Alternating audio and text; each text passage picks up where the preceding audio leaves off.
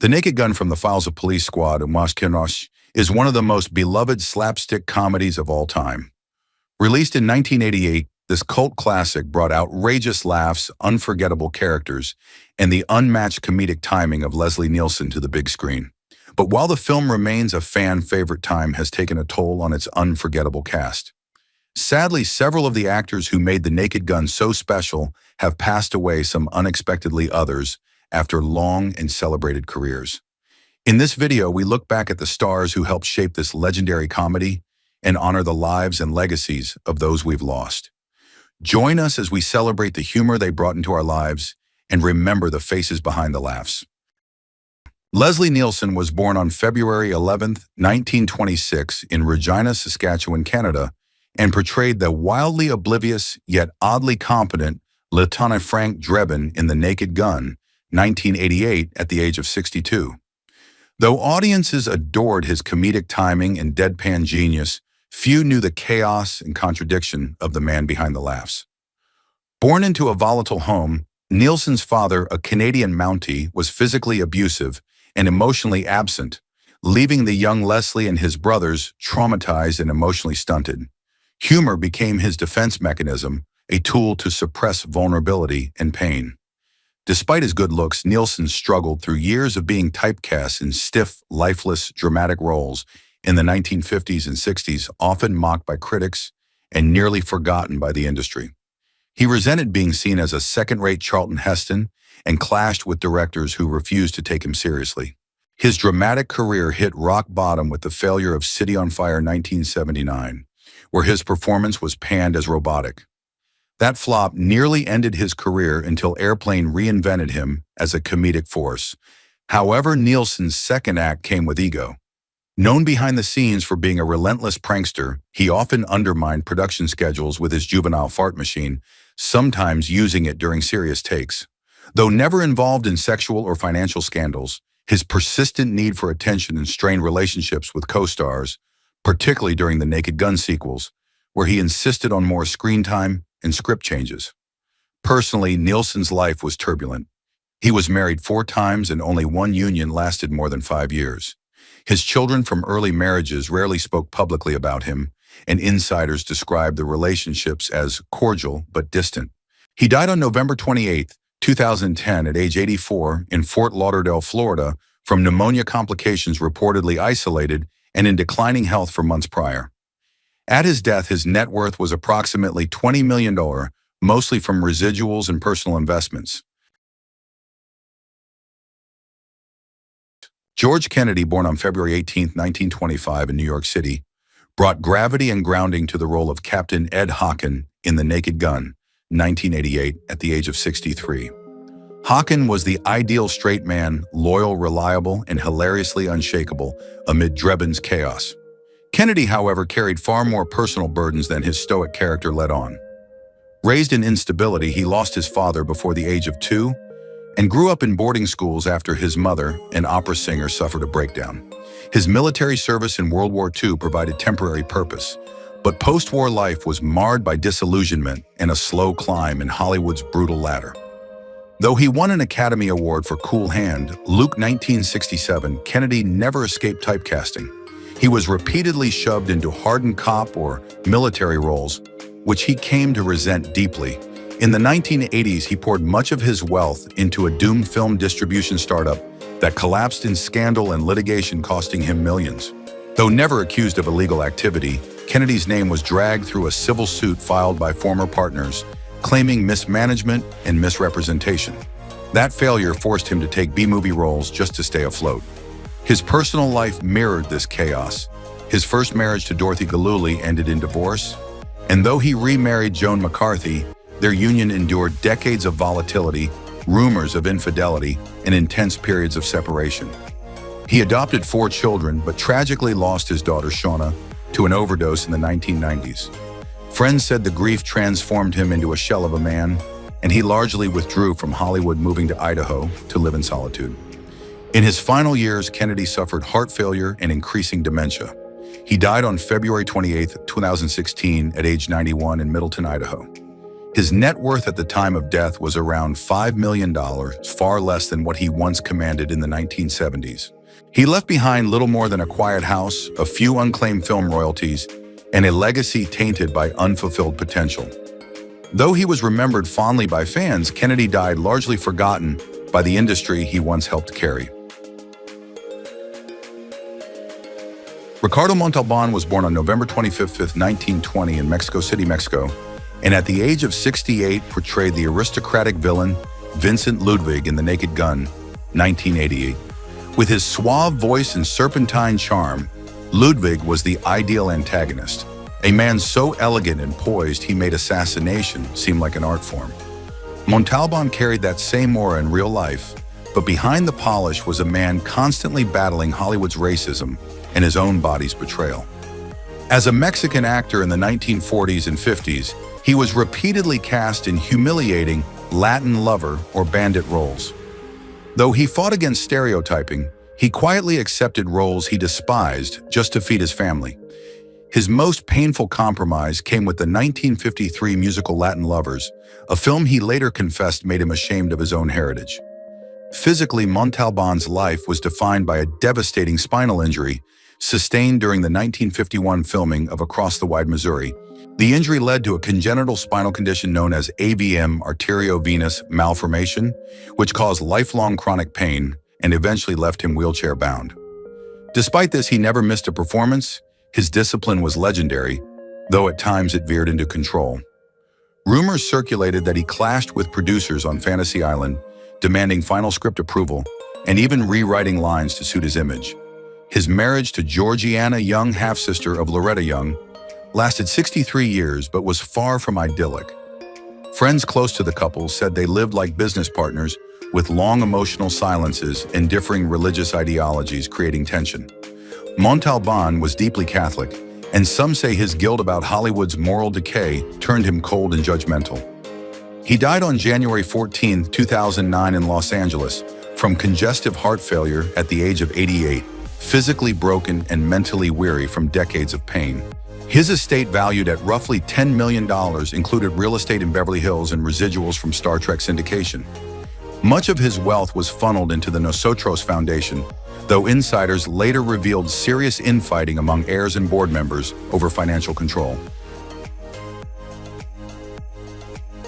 O.J. Simpson, born July 9, 1947 in San Francisco, California, portrayed the ill-fated Theodore Nordberg in The Naked Gun, 1988, at the age of 41. Nordberg's slapstick misfortunes, crashing into walls, falling off hospital beds, getting shot, became an ironic mirror of Simpson's real-life collapse from heroic NFL icon to public disgrace.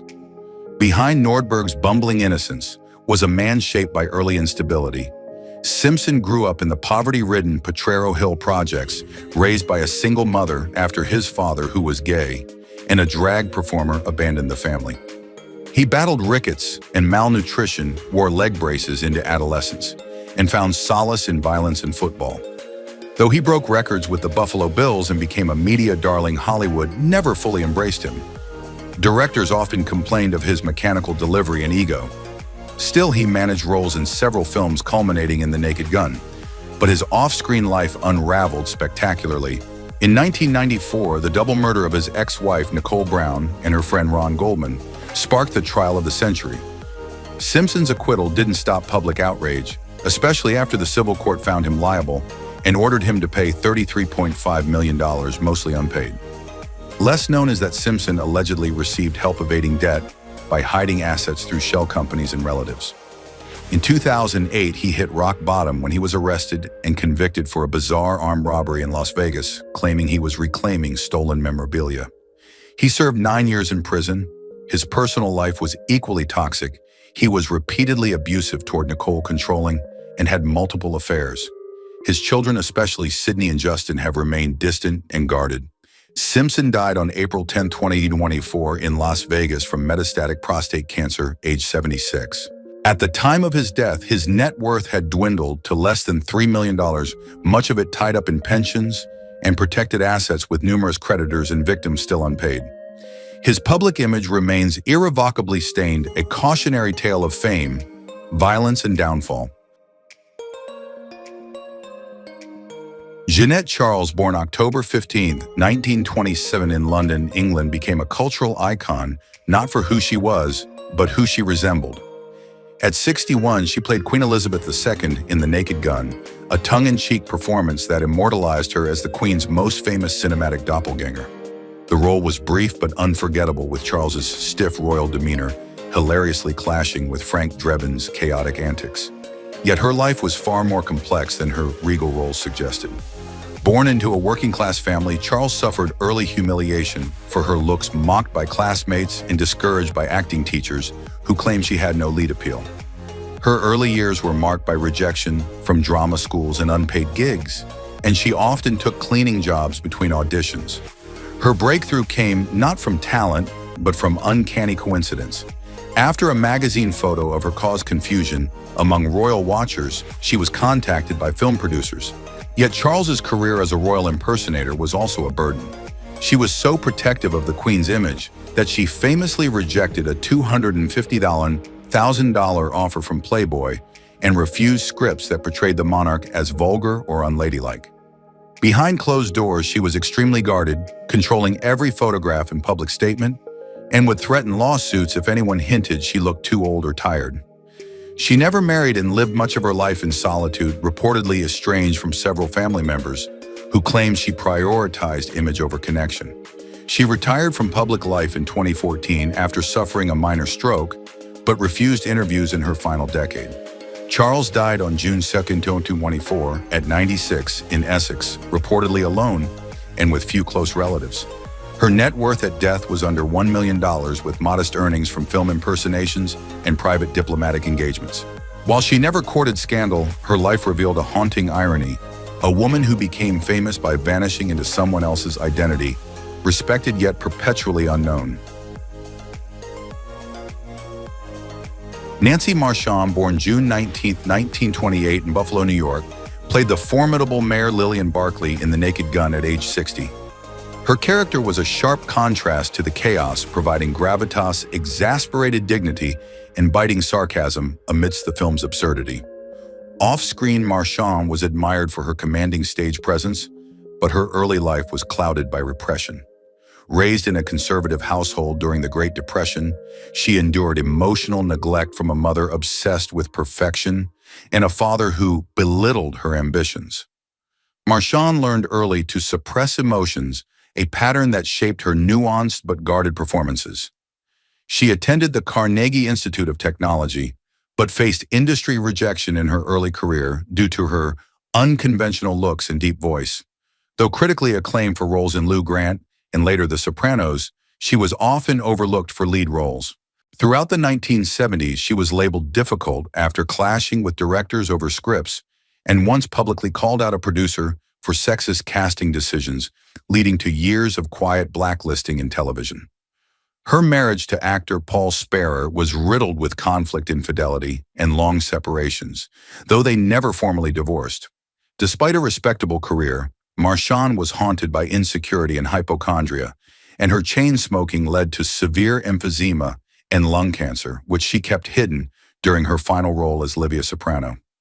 In a chilling twist, her death in June 2000 forced HBO to digitally recreate her face for a final Sopranos episode, a move many colleagues called McCarver. She died on June 18, 2000, one day before her 72nd birthday. Her estate was estimated at only $1 to $2 million, with most of her earnings having gone toward medical care and debts. While she maintained a scandal-free public persona, those close to her knew a woman weighed down by old-world trauma, illness, and a career that never fully matched her talent. Nicholas Worth, born September 4th, 1937, took on the role of Thug Number 1 in The Naked Gun, 1988, at age 51, delivering a chilling wordless performance that perfectly embodied the brooding violence he became infamous for. On screen, he was the embodiment of menace, hulking, silent, and brutal, appearing briefly, but leaving a haunting impression among the film's comedic absurdity. Worth made a career from portraying terrifying figures, a necrophiliac killer in Don't Answer the Phone 1980, a sadistic rapist in The Rape of Richard Beck, and numerous roles in exploitation cinema that left audiences disturbed and transfixed. But few knew the pain he carried inside. Born into a cold, emotionally unavailable family in St. Louis, Worth's childhood was one of isolation and suppression. Bullied for being overweight and withdrawn, he developed a tough exterior, burying emotional scars behind powerlifting and physical strength. Despite his terrifying on-screen persona, Worth was deeply spiritual, turning to Christianity later in life, though some claim this was a late-life attempt to distance himself from the roles that had consumed his identity. His career, while prolific, was also plagued by rejection. He was frequently typecast, labeled too intense for mainstream Hollywood, and blacklisted after producers feared his dark roles were too convincing. His most devastating blow came when he was removed last minute from a major thriller project in the 90s due to studio fears over his horror film legacy. Off-screen, Worth remained single and largely reclusive. Rumors swirled of unacknowledged children and long-suppressed romantic truths, though nothing was ever confirmed. His only constants were the gym and Sunday sermons, a lonely routine that carried into his final days. Worth died of heart failure on May 7, 2007 in Van Nuys, California, at 69, alone and largely forgotten by Hollywood. His assets were sparse: a modest apartment, personal gym equipment, and a truck, leaving a net worth under $800,000. Though the world moved on quietly after his death, genre fans continue to speak his name in hushed, haunted tones, remembering him not just as an actor, but as a living nightmare on screen. Lawrence Tierney, born March 15, 1919 in Brooklyn, New York, was 69 when he appeared in The Naked Gun. 1988 as the Angel Manager, a short but sharply delivered performance that reflected his real-life persona: cold, brash, and unapologetically aggressive. The role was ironic, casting one of Hollywood's most notorious real-life troublemakers in a comedy where his mere presence added weight and danger. Behind that gravel voice and iron stare was a man perpetually at war with Hollywood, with his colleagues, and most of all with himself. Tierney's early promise in Dillinger 1945 was quickly undone by a self-destructive streak. He was arrested more than a dozen times between the 40s and 50s, known for drunken brawls, bar fights, and violent outbursts, even once leaping through a window to evade police. His most career-damning moment came during filming in the 50s, when he violently assaulted a co-star and was subsequently blackballed by nearly every major studio. Tierney lived in a cycle of minor comebacks and major disasters. Even Quentin Tarantino, who cast him in Reservoir Dogs 1992, later described him as a complete lunatic who nearly derailed production due to his rage and erratic behavior. Tierney never married, had no confirmed children, and spent much of his life in drunken isolation. Rumors floated of secret affairs, including a scandalous tryst with a married actress in the 1960s that resulted in a child he refused to acknowledge. As age crept in, Tierney's health declined and he was moved to a nursing home after suffering a fall. Despite his tough guy image, he died broken and alone on February 26, 2002 from pneumonia at 82. At the time of his death, his net worth was below $1 million. His estate included a rent-controlled apartment, a collection of crime novels, and a small pension. Hollywood barely noticed his passing, but for those who knew his legend, Tierney remains a cautionary tale, a man who could have been a star but chose to be a storm. Joyce Brothers, born on October 20, 1927 in Brooklyn, New York, portrayed herself Dr. Joyce Brothers in The Naked Gun from the Files of Police Squad, 1988, at the age of 61. Her cameo as a baseball announcer added a sharp twist of satire, placing a media psychologist in the midst of America's most testosterone-driven sport. The choice was brilliant, calm, articulate, and oddly clinical. Amid the chaos, her deadpan reactions became a quiet show stealer. While beloved by audiences for her wit and presence, off-screen Brothers was a complex figure wrapped in contradiction. As a pioneer of pop psychology, she broke ground on radio, television, and in print, but her rise was anything but smooth. In the 1950s, she became famous after winning the $64,000 question on boxing, a subject she memorized in secret, undermining stereotypes about women and intellect. But the American Psychological Association viewed her as a media clown, frequently condemning her for irresponsible popularization of therapy. For years, they refused to acknowledge her credentials. Behind her polished persona was a woman accused, albeit discreetly, of prioritizing fame over ethics. Allegedly, she permitted ghostwriters to craft her columns, and there were long-standing rumors that her TV persona was meticulously manufactured by her husband, Milton Brothers, who managed her career and some say manipulated her brand. Despite her marriage being publicly celebrated privately, it was strained militant control and emotional distance reportedly marked their union. Joyce was rumored to have suffered from periods of deep anxiety and isolation, especially in the 1980s when criticism peaked. Though she avoided overt scandal, insiders spoke of her being lonely in success, trapped by her own icon status. On May 13, 2010, she died in Fort Lee, New Jersey, at age 85 from respiratory failure. Her legacy was enormous but bittersweet. Her estate was valued at an estimated $25 million accumulated from TV contracts, book deals, and syndicated media, but the woman behind the smile had long vanished into the persona she created. Dick Enberg, born January 9, 1935, portrayed a baseball announcer in The Naked Gun in 1988 at the age of 53, delivering a thrilling performance that mirrored his legendary broadcasting persona. With his iconic "Oh My" catchphrase, Enberg elevated the film's chaotic baseball finale into something both hilariously absurd and strangely authentic. Raised in a strict, emotionally distant household in Michigan, Enberg struggled with deep insecurities and an overwhelming desire to be heard. His early life was marked by poverty, a mother who suffered from chronic depression, and a father whose silence often felt like disapproval. These emotional wounds never fully healed, and they drove Enberg to build a meticulously controlled image. His broadcasting career, spanning over 6 decades, was glittered with accolades: 13 Emmys, the Ford C. Frick Award, a Hollywood Walk of Fame star, but it was also riddled with conflict.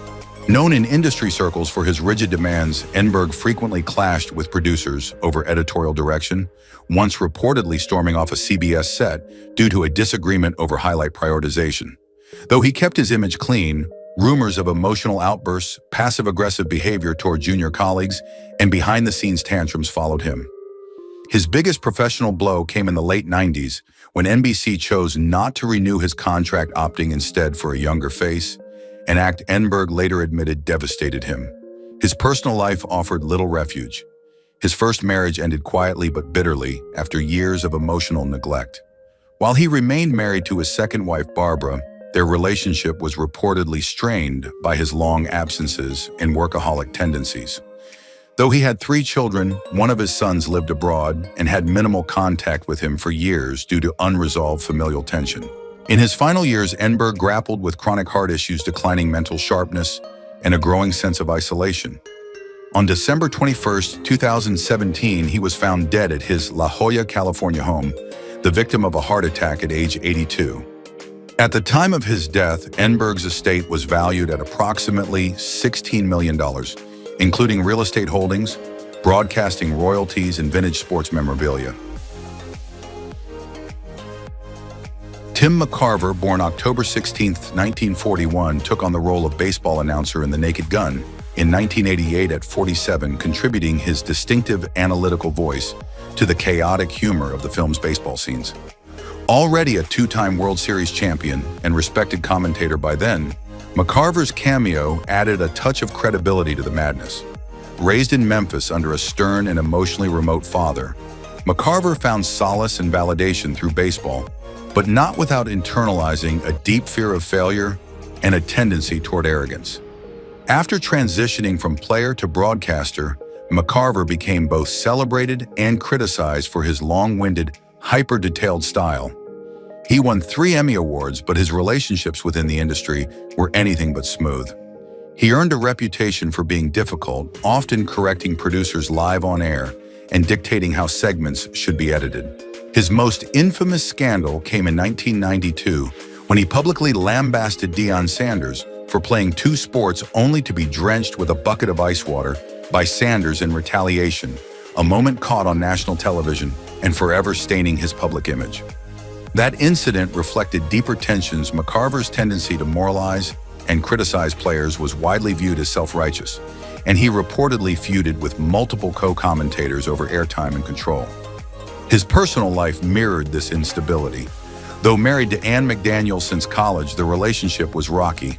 Sources close to the family described emotional coldness, long separations, and controlling behavior. McCarver had 2 daughters, but insiders claimed he had not spoken to one of them for years after a contentious disagreement involving his late mother's estate. Despite these rifts, he maintained a public image of domestic normalcy. Privately, he battled heart issues for years and had multiple surgeries, including a pacemaker operation. In his final years, he became reclusive, declining interviews and quietly stepping away from broadcasting. On February 16, 2023, McCarver died of heart failure in Memphis at 81. His net worth at the time was estimated at $10 million, consisting largely of MLB pensions, commentary contracts, and a prized collection of game-worn memorabilia. Thank you for watching as we reflected on the lives and legacies of the actors from The Naked Gun, from the files of Police Squad 1988, who are no longer with us. Their humor, charm, and unforgettable performances brought joy to millions and helped shape the show into a classic. While their journeys ended far too soon, their impact lives on through every scene, every laugh, and every memory they've left behind. As we honor their lives, we're reminded of how deeply television can touch our hearts. Join us next time as we look back at more stars who left us too soon, but whose stories continue to shine.